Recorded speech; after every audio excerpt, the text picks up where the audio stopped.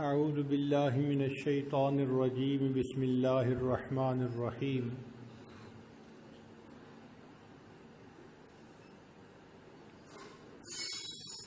قل ان کان آباؤکم وابناؤکم واخوانکم وازواجکم وعشیرتکم واموال اقترفتموها وتجارۃ تخشون کسادها ومساکن ترضونها احب الیکم من اللہ ورسولہ وجہاد فی سبیلہ فتربصوا حتی یأتی اللہ بامرہ سبحان ربک رب العزۃ عما یصفون وسلام علی المرسلین والحمد للہ رب العالمین اللہم صل علی سیدنا محمد وعلی آل سیدنا محمد وبارک وسلم۔ جب نبی علیہ الصلوۃ والسلام نے ہجرت فرمائی تو صحابہ کرام کو بھی مکہ سے مدینہ ہجرت کا حکم ہوا۔ بعض حضرات نے تو فوراً ہجرت فرما لی اور بعض کو تھوڑا سا وقت لگا۔ انسان جس جگہ رہتا ہے وہاں اس کا دل لگا ہوتا ہے، اس کو چھوڑ کے دوسری جگہ جانا اس کے لیے کافی مشکل ہوتا ہے۔ آج ہم کراچی کے بندے کو کہیں جی آپ پشاور جا کے گھر بنائیں تو اس کو عجیب لگے گا۔ لاہور کے آدمی کو کہیں جی کہ رحیم یار خان جا کے رہیں تو وہ پریشان ہو جائے گا، کیونکہ جہاں انسان رہتا ہے وہاں سے موو ہونا مشکل ہوتا ہے۔ تو کچھ صحابہ کرام کو تھوڑا سا ٹائم لگا، ان کے لیے اللہ رب العزت نے قرآن مجید میں ایک آیت اتاری جس میں فرمایا کہ جو لوگ ہجرت کرنے میں سوچ بچار سے کام لے رہے ہیں ان کو فرمایا کہ اگر تمہارے آبا، تمہارے بیٹے، تمہارے بھائی، تمہاری بیویاں، تمہارے رشتہ دار اور تمہارا مال اور تمہاری تجارت اور تمہارے یہ خوبصورت گھر یہ اللہ اور اس کے رسول صلی اللہ علیہ وسلم سے زیادہ تمہیں محبوب ہیں اور اللہ کے راستے میں جہاد کرنے سے زیادہ محبوب ہیں، فتربصوا، پھر تم انتظار کرو حتی یأتی اللہ بامرہ۔ تو اس آیت مبارکہ میں اللہ رب العزت نے ایمان والوں کو ایک خاص بات سمجھائی ہے۔ پہلی بات تو یہ دیکھیں کہ آیت کے جو الفاظ ہیں ان کی ترتیب کتنی پیاری ہے۔ سب سے پہلے آبا کا تذکرہ کیا۔ جب آدمی نے اس قسم کا فیصلہ کرنا ہوتا ہے تو عام طور پر والدین کی رائے کو وہ زیادہ مقدم کرتا ہے، اس لیے اللہ تعالیٰ نے پہلے آبا کا تذکرہ کیا۔ پھر اس کے بعد اگر اس کے اپنے بیٹے ہوں، جوان ہوں، تو ان کی رائے کو بھی بڑی اہمیت دیتا ہے۔ پھر اپنے بھائی کی رائے، پھر اس کے بعد بیوی، اور پھر اس میں جو رکاوٹیں آتی ہیں وہاں جو اس کا مال ہوتا ہے اور جو تجارت جس میں اس کو نقصان کا اندیشہ ہوتا ہے، یہ چیزیں رکاوٹ بنتی ہیں۔ اور پھر گھر اگر اچھا بنا ہوا ہو تو اس کو چھوڑ کے جانا اور مشکل ہوتا ہے۔ تو اتنی خوبصورت ترتیب ہے اس آیت میں کہ اللہ رب العزت ایمان والوں کو یہ بات سمجھا رہے ہیں کہ ان تمام چیزوں کی محبت تمہارے دل میں ہے، یہ فطرت ہے، مگر یہ محبت اللہ اور اس کے رسول صلی اللہ علیہ وسلم کی محبت سے زیادہ نہیں ہونی چاہیے۔ یعنی ان چیزوں کی محبت سے منع نہیں کیا جا رہا، ان کی احبیت سے منع کیا جا رہا ہے۔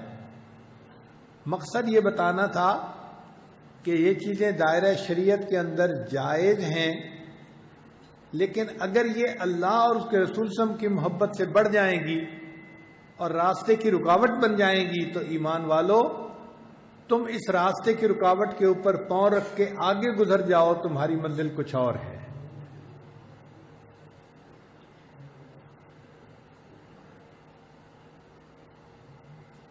ایک استاد نے اپنے شاگرد سے پوچھا کہ مجھے قرآن پاک کی کوئی آیت بتاؤ جس سے پتہ چلے کہ اللہ سے محبت کرنی فرض ہے۔ شاگرد نے کہا کہ حضرت جتنی محبت کی آیات قرآن پاک میں ہیں میں ان پہ نظر ڈالتا ہوں تو مجھے تو یوں لگتا ہے کہ اللہ تعالیٰ نے کہیں حکم نہیں فرمایا کہ تم مجھ سے محبت کرو۔ ہاں ایک جگہ جملہ خبریہ ہے جس میں بتا دیا گیا ہے کہ والذین آمنوا اشد حبا للہ، ایمان والوں کو اللہ سے شدید محبت ہوتی ہے، یہ بتایا ہے، حکم نہیں کہا کہ تم محبت کرو۔ تو استاد نے پھر سمجھایا کہ دیکھو جو حسن والے ہوتے ہیں وہ کسی کو اپنی زبان سے خود نہیں کہتے کہ تم ہم سے محبت کرو، ان کو اپنے حسن پہ اتنا ناز ہوتا ہے کہ وہ یہ چاہتے ہیں کہ دوسرے بندے کو پتہ ہونا چاہیے کہ ہم کتنے حسین ہیں، اس کے بعد وہ محبت کیے بغیر رہ ہی نہیں سکتا۔ تو اللہ رب العزت نے بھی اسی طرح قرآن مجید میں اپنی عظمت کا بیان فرما دیا اور پھر یہ کہا کہ اب ان کو اگر میری عظمت کا پتہ چلے گا تو یہ مجھ سے محبت کیے بغیر رہ ہی نہیں سکتے۔ پھر انہوں نے فرمایا کہ دیکھو یہی جو آیت ہے نا قل ان کان آباؤکم، اس سے پتہ چلتا ہے کہ اللہ تعالیٰ کی محبت فرض ہے۔ شاگرد نے کہا کیسے؟ انہوں نے فرمایا کہ دیکھو اللہ تعالیٰ نے اللہ اور اس کے رسول صلی اللہ علیہ وسلم کی محبت احبیت کا تذکرہ فرمایا اور ساتھ یہ بھی کہا کہ اگر زیادہ یہ چیزیں تمہیں محبوب ہیں فتربصوا، تم انتظار کرو، یعنی وعید ہے، اور وعید جو ہوتی ہے وہ ہمیشہ فرض اور واجب کے چھوڑنے پہ ہوتی ہے۔ اس کا مطلب یہ کہ اللہ تعالیٰ سے سب سے زیادہ محبت کا ہونا یہ فرض ہے، اس آیت سے پتہ چل رہا ہے۔ اس لیے نبی علیہ السلام جب مدینہ طیبہ تشریف لائے تو آپ صلی اللہ علیہ وسلم نے پہلے خطبے میں یہ بات فرمائی کہ اے لوگو احب اللہ لما یغزوکم من نعمہ، تم اللہ سے محبت کرو اس لیے کہ تو اس نے تمہیں کیا کیا نعمتیں کھانے کے لیے عطا فرمائی ہیں۔ تو ہم اگر اللہ تعالیٰ کی نعمتوں پر غور کریں تو دل سے آواز نکلتی ہے کہ اے اللہ واقعی محبت کے قابل آپ ہیں۔ ہم نے تو دیکھا ہے کہ جو لوگ جانور پالتے ہیں اور جانوروں کو وہ غذا دیتے ہیں تو وہ جانور درندے اپنے پالنے والے سے محبت کرتے ہیں، ان کا لحاظ کرتے ہیں۔ بالکل اسی طرح فرمایا الانسان عبد الاحسان، کہ انسان بھی احسان کا بندہ ہوتا ہے۔ انسان کا دل چاہتا ہے کہ اپنے محسن کی بات کو رد نہ کرے، نہ کرے۔ اگر محسن نے کوئی بات کہی ہے تو اس کو پورا کر دکھائے، یہ اس وقت میرے اوپر بڑا احسان ہے۔ بھئی ہم اللہ تعالیٰ کے احسانات پر تو غور کریں کہ کتنے ہمارے اوپر ہیں۔ ہم تو اللہ تعالیٰ کے احسانات میں ڈوبے ہوئے ہیں، اگر گننا چاہیں تو ہم ان نعمتوں کو گن بھی نہیں سکتے۔ وَإِن تَعُدُّوا نِعْمَتَ اللَّهِ لَا تُحْصُوهَا، تم اللہ تعالیٰ کی نعمتوں کو گننا چاہو تم گن بھی نہیں سکتے۔ اللہ اکبر کبیرہ، سچی بات ہے کہ اللہ تعالیٰ اگر آنکھیں نہ دیتے تو ہم اندھے ہوتے، سماعت نہ دیتے ہم بہرے ہوتے، گویائی نہ دیتے ہم گنگے ہوتے، عقل نہ دیتے ہم پاگل ہوتے، اللہ تعالیٰ ہمیں کھانا نہ دیتے ہم بھوکے ہوتے، پانی نہ دیتے ہم پیاسے ہوتے، کپڑے نہ دیتے ہم ننگے ہوتے، اللہ تعالیٰ ہمیں علم نہ دیتے ہم جاہل ہوتے، اللہ تعالیٰ طاقت نہ دیتے ہم کمزور ہوتے، صحت نہ دیتے ہم بیمار ہوتے، اللہ تعالیٰ ہمیں اگر عزت نہ دیتے ہم ذلیل ہوتے۔ آج جو ہم عزتوں بری زندگی دنیا میں گزارتے پھر رہے ہیں یہ سب اللہ کا کرم اور اس کا احسان ہی تو ہے۔ تو ہم تو اللہ تعالیٰ کے کرم کے صدقے جی رہے ہیں، اس کی نعمتیں ہیں جو اس نے ہمیں بن مانگے عطا فرمائی ہوئی ہیں۔ اس لیے اللہ تعالیٰ کی ان نعمتوں پر غور کرنے سے انسان کے دل میں یہ بات آتی ہے کہ انسان اللہ سے محبت کرے، اور سچی بات تو یہ ہے کہ محبت کے قابل اللہ تعالیٰ ہی کی ذات ہے۔ علماء نے لکھا ہے کہ انسان محبت کرتا ہے 4 وجوہات سے۔ اس میں پہلی وجہ کسی کا جمال، کسی کی خوبصورتی، خوبصورت منظر اچھا لگتا ہے، خوبصورت مکان اچھا لگتا ہے، خوبصورت لباس اچھا لگتا ہے، خوبصورت شخصیت اچھی لگتی ہے، تو خوبصورتی کی وجہ سے محبت کرتا ہے۔ وہ پروردگار عالم جس نے حسن کو پیدا کر دیا، اس کے اپنے حسن و جمال کا کیا عالم ہوگا؟ وہ اللہ تعالیٰ کتنا حسین ہوگا۔ نبی علیہ السلام نے ارشاد فرمایا اللہ جمیل، اللہ تعالیٰ بہت خوبصورت ہے۔ امام غزالی رحمۃ اللہ اپنی کتاب میں لکھتے ہیں کہ اللہ تعالیٰ جب جنتیوں کو جنت میں اپنا دیدار عطا فرمائیں گے تو جنتیوں کو اللہ تعالیٰ کا دیدار کرنے سے ایسا لطف آئے گا کہ وہ اس دیدار کے رکنے کو پسند نہیں کریں گے۔ فرماتے ہیں کہ جب اللہ تعالیٰ روکنا چاہیں گے تو جنتی اس طرح روئیں گے جیسے چھوٹا بچہ دودھ پینا چاہتا ہے، ماں اپنے سینے سے ہٹاتی ہے تو بچہ روتا ہے، اسی طرح جنتی روئیں گے کہ اللہ ہم آپ کو اور دیکھنا چاہتے ہیں۔ تو امام غزالی رحمۃ اللہ نے فرمایا کہ جنتی 9 لاکھ سال تک اللہ کا دیدار کرتے رہیں گے اور پھر بھی ان کا دل نہیں بھرے گا۔ وہ اللہ تعالیٰ کے حسن کا کیا کہنا کہ 9 لاکھ سال تک جنتی دیکھیں گے اور ان کا دل نہیں بھرے گا۔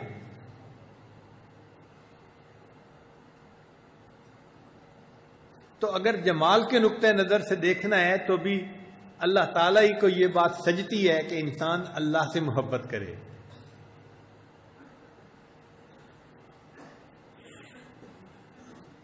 حضرت اقدس تھانوی رحمۃ اللہ نے اس پر بڑی خوبصورت بات لکھی ہے۔ وہ فرماتے ہیں کہ جب دیدار شروع ہوگا تو پھر یہ ختم کیسے ہوگا؟ اگر ہم کہیں کہ اللہ تعالیٰ اس کو خود ختم کر دیں گے تو اس میں تو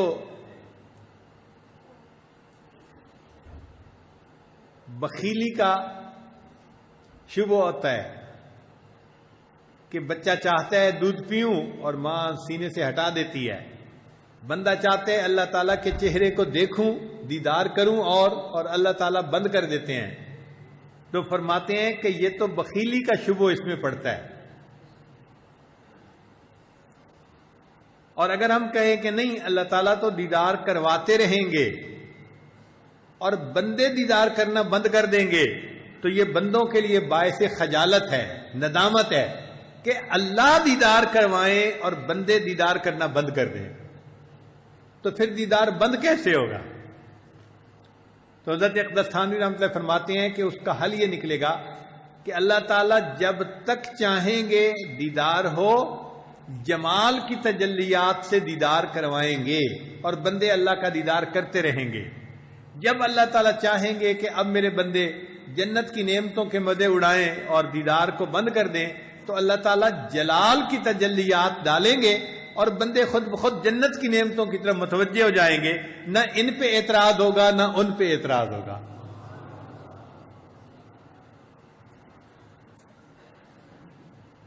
دوسری چیز ہوتی ہے محبت کی، وہ ہوتا ہے کسی کا فضل و کمال۔ انسان کمال کی وجہ سے محبت کرتا ہے، جو استاد قابل ہوں ان سے زیادہ محبت ہوتی ہے۔ دنیا میں تو ہم نے دیکھا کہ کھلاڑیوں سے لوگ محبت کرتے ہیں کیونکہ انہوں نے اپنے کھیل میں کمال پیدا کیا ہوتا ہے۔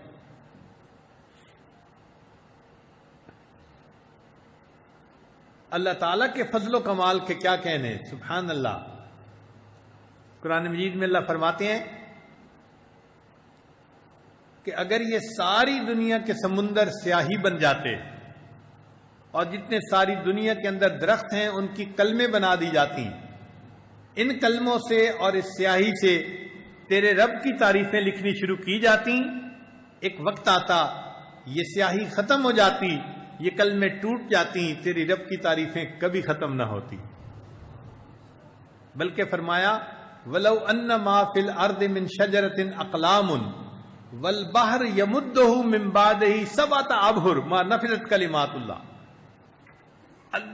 دنیا کے اندر سمندر ہیں، 7 سمندر ایسے اور بھی ہوتے اور ان سے اللہ کی تعریفیں لکھنی شروع کی جاتی، یہ سیاہی بھی خشک ہو جاتی، کلمے بھی ٹوٹ جاتی، اللہ تعالیٰ کی تعریفیں کبھی ختم نہ ہوتی۔ تو جس پروردگار کی تعریفوں کا یہ حال ہے، کمالات کا یہ حال ہے، اسی کو یہ بات سجتی ہے کہ بندہ اس سے محبت کرے۔ اور تیسری چیز ہوتی ہے کہ کسی کا مال و منال، لوگ مال کی وجہ سے بھی محبت کرتے ہیں، جو مال والے ہوتے ہیں ان کے ساتھ اپنا تعلق جتاتے ہیں، جی میرا تو فلاں کے ساتھ بھی تعلق ہے، میرا ان سے بھی رشتہ داری نکلتی ہے جی۔ تو اللہ تعالیٰ کے مال و منال کا کیا کہنا، اس کے ہاتھ میں تو کائنات کے سب خزانوں کی کنجیاں ہیں۔ وَلِلَّهِ خَزَائِنُ السَّمَاوَاتِ وَالْأَرْضِ، آسمان اور زمین کے سب خزانے اللہ کے پاس ہیں، اللہ ان کا مالک ہے۔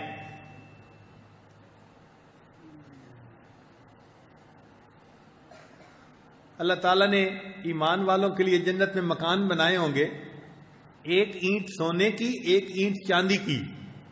آپ بتائیں بھائی ایک بڑا گھر بنے اور ایک اینٹ سونے کی ہو ایک چاندی کی ہو تو کتنا قیمتی گھر ہوگا۔ پھر بعد ایسے گھر ہوں گے جو سرخ یاقوت کے بنے ہوئے ہوں گے۔ آج چھوٹا سا روبی خریدنے جائیں جو انگوٹھی میں لگتا ہے تو لاکھوں روپیہ لگ جاتا ہے، اور روبی کے بنے ہوئے پورے پورے مکانات ہوں گے۔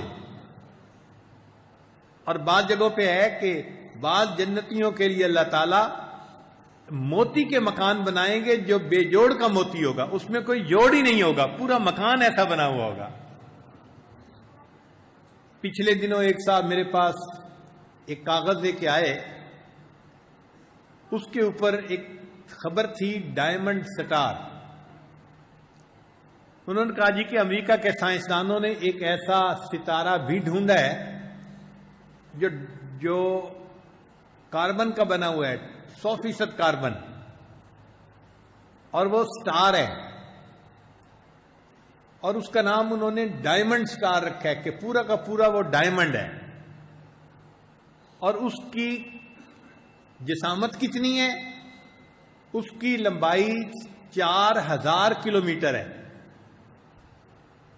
4000 کلومیٹر، اور شاید 2000 سے زیادہ کلومیٹر اس کی چوڑائی ہے، اور یہ پورا کا پورا ایک ٹکڑا یہ ہیرے کا ٹکڑا ہے، ڈائمنڈ کا ٹکڑا ہے، اور فلالیس ڈائمنڈ ہے۔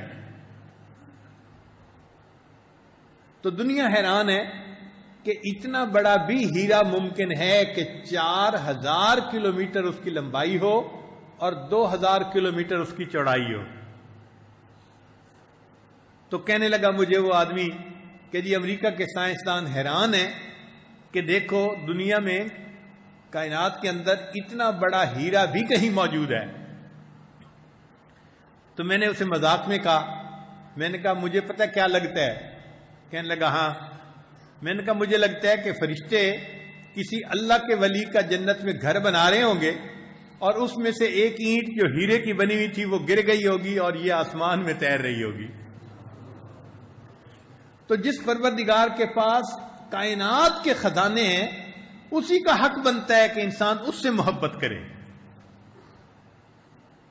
تو جمال کو دیکھو تو اللہ سے محبت کرنے کو جی چاہتا ہے، کمال کو دیکھیں تو اللہ سے محبت کرنے کو جی چاہتا ہے، مال و منال کو دیکھیں تو اللہ سے محبت کرنے کو جی چاہتا ہے، اور احسانات کو دیکھیں جو چوتھی چیز ہے تو بھی اللہ تعالیٰ ہی کو سے محبت کرنے کو جی چاہتا ہے، کیونکہ جتنے اللہ کے ہم پر احسانات ہیں وہ احسانات کا تو ہم شکر ادا کر ہی نہیں سکتے، جن احسانات کو ہم گن ہی نہیں سکتے ان کا شکر کیا ادا کریں گے۔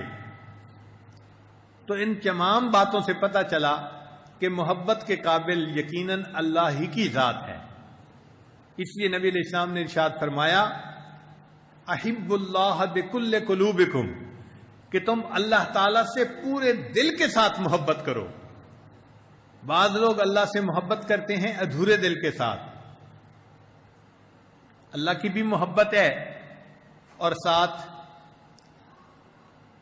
دنیا کی چیزوں کی بھی محبت ہے.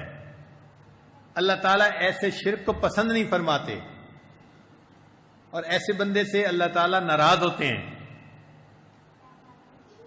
اللہ ایک ہے اور وہ بندے سے اس کا دل چاہتے ہیں کہ اے میرے بندے مجھے اپنا دل دے دو. اور دل بھی ایک ہے اور ایک اللہ کے لیے ہے. دل بھی ایک ہے اور ایک اللہ کے لیے ہے. اچھا، دنیا کے جو نفسانی محبتیں ہوتی ہیں اور ایک اللہ تعالیٰ کی جو رحمانی محبت ہے، اس میں فرق سمجھ لیں کہ دنیا کی نفسانی محبتیں جو بھی انسان کرتا ہے وہ ایک نہ ایک دن اپنے محبوب سے جدا ہو جاتا ہے. جبریل علیہ السلام نے آ کے نبی السلام کی خدمت میں عرض کیا، اے اللہ کے حبیب صلی اللہ علیہ وسلم وَأَحْبِبْ مَا شِئْتَ مَنْ شِئْتَ فَإِنَّكَ مَيِّتٌ. جس سے چاہیں آپ محبت کریں، ایک دن بالآخر موت آنی ہے، جدائی ہو جانی ہے. تو جو مخلوق سے محبت کرے گا وہ ایک نہ ایک دن مخلوق سے جدا کر دیا جائے گا، اور جو اللہ سے محبت کرے گا وہ ایک نہ ایک دن اللہ سے ملا دیا جائے گا. مخلوق اور خالق کی محبت کا ایک اور فرق سمجھ لیں کہ مخلوق سے محبتیں جن کو ہوتی ہیں وہ چاہتے ہیں کہ محبوب کا جسم ہمارے پاس ہو، دل اس کا چاہے جہاں کہیں ہو. مگر اللہ کی محبت کا معاملہ اور ہے. اللہ تعالیٰ بندے سے محبت فرماتے ہیں تو اللہ تعالیٰ چاہتے ہیں اے میرے بندے تیرا دل میرے پاس ہونا چاہیے، تیرا جسم جہاں مرضی رہے، مجھے اس سے غرض نہیں ہے. تو مسجد میں بیٹھا ہے، میں تجھ سے بھی راضی. تو بازار میں خرید و فروخت بیٹھا کر رہا ہے، اگر دل تیرا میرے پاس ہے میں تب بھی تجھ سے راضی ہوں. تو اللہ تعالیٰ بندے سے دل مانگتے ہیں. ہم اپنے دل کو اللہ کی محبت کے لیے خاص کر لیں، اللہ کی محبت سے بھر لیں.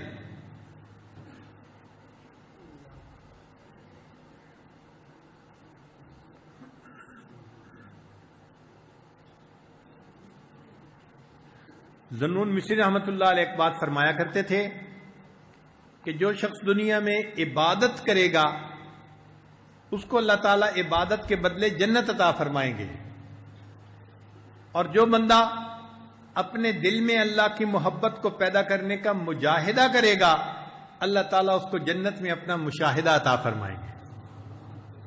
تو یہ نعمت ہے جس کے لیے ہمیں ہمت کرنی چاہیے اور اللہ سے یہ نعمت مانگنی چاہیے. صحابہ کرام اللہ تعالیٰ سے کس قدر محبت کرتے تھے، اللہ اکبر کبیرہ. چنانچہ ایک نوجوان تھے، ان کا نام تھا سالم.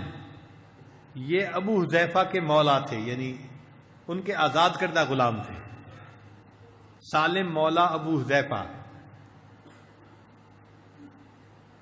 ایک عام سے نوجوان تھے، مگر نبی علیہ الصلوۃ والسلام نے ایک مرتبہ انہیں دیکھا تو ارشاد فرمایا کہ سالم کا سینہ گلے تک اللہ کی محبت سے اور ایمان سے بھرا ہوا ہے.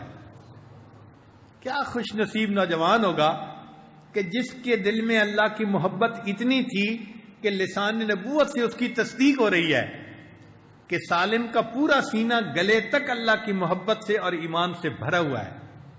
اس لیے ایک مرتبہ سیدنا عمر رضی اللہ عنہ نے فرمایا کہ اگر مجھے اپنے بعد کسی کو خلیفہ بنانا ہوتا تو میرا دل چاہتا ہے کہ یہ خلافت میں سالم کے حوالے کر دیتا. تو صحابہ نے پوچھا کہ آپ سالم کا نام کیوں لے رہے ہیں، وہ تو ایک عام سا سادہ سا نوجوان ہے. تو فرمایا کہ میں نے اللہ کے پیارے حبیب صلی اللہ علیہ وسلم سے سنا تھا کہ سالم کا سینہ اللہ کی محبت سے بھرا ہوا ہے، لہذا اسی کو یہ بات سجتی ہے کہ ان کو امیر المومنین بنا دیا جائے. چنانچہ ایک صحابی نبی علیہ السلام کی خدمت میں آئے، اے اللہ کے حبیب صلی اللہ علیہ وسلم قیامت کب آئے گی؟ نبی علیہ السلام نے پوچھا کیا آپ نے اس کے لیے بہت ساری تیاری کی ہوئی ہے؟ انہوں نے جواب دیا اے اللہ کے حبیب صلی اللہ علیہ وسلم میں نے کوئی بہت نمازیں تو نہیں پڑھی، تلاوت تو نہیں کی، عمل تو کوئی بہت زیادہ نہیں کیے، لیکن بس اتنا ہے کہ میں اللہ اور اس کے رسول سے محبت کرتا ہوں. یہ میں گواہی دیتا ہوں کہ میں اللہ اور اس کے رسول سے محبت کرتا ہوں.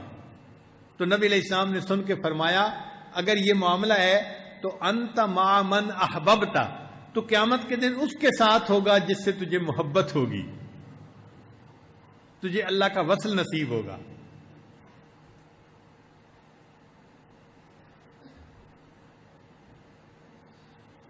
ایک حدیث مبارکہ میں ہے کہ ایک صحابی فوت ہوئے. جب ان کو دفن کیا گیا تو ان کی اہلیہ نے اپنے خاوند کی بڑی تعریف کی کہ یہ میرا خاوند اتنا اچھا تھا اور اب تو یہ جنت کی سیر کر رہا ہوگا. تو نبی علیہ السلام نے اس سے پوچھا کہ تو کیوں کہہ رہی ہے کہ تیرا خاوند جنت کی سیر کر رہا ہوگا؟ اس نے جواب میں کہا کہ میں اس خاوند کے ساتھ زندگی گزار چکی ہوں، یہ ساری رات تہجد پڑھتا تھا اور سارا دن روزے میں رہتا تھا، تو چونکہ یہ اتنا نیک تھا اس لیے میں کہہ رہی ہوں کہ یہ جنت کی سیر کر رہا ہوگا. تو نبی علیہ السلام نے فرمایا اللہ کی بندی، اس سے بہتر تھا کہ تو یہ جواب میں کہتی کہ یہ اللہ اور اس کے رسول سے محبت کرتا ہے اس وجہ سے یہ جنت کی سیر کر رہا ہوگا. عملوں پہ نہیں بھروسہ کر سکتے، لیکن یہ اللہ تعالیٰ کی محبت ایسی نعمت ہے کہ اس سے انسان کو یقیناً اللہ تعالیٰ کی رحمت نصیب ہوگی.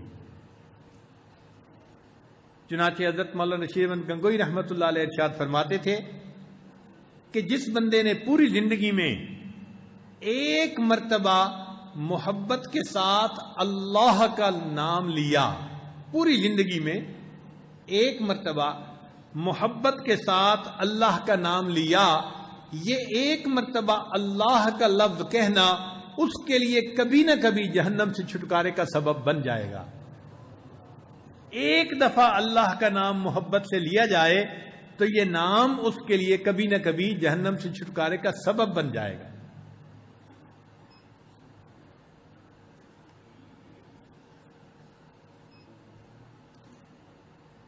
اس لیے ہمیں چاہیے کہ ہم اللہ رب العزت سے محبت کریں، وہی ہمارا محبوب ہے، وہی ہمارا مقصود ہے اور وہی ہمارا مسجود ہے.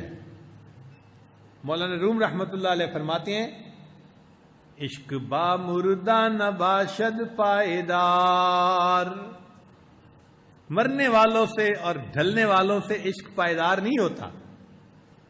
عشق با مردہ نباشد پائیدار، عشق را با حی و با قیوم دار. عشق کرنا ہے تو اس ذات سے کرو جو حی و قیوم ہے، جس کو کبھی موت نہیں آ سکتی. محبت تو قابل تو وہ ذات ہے.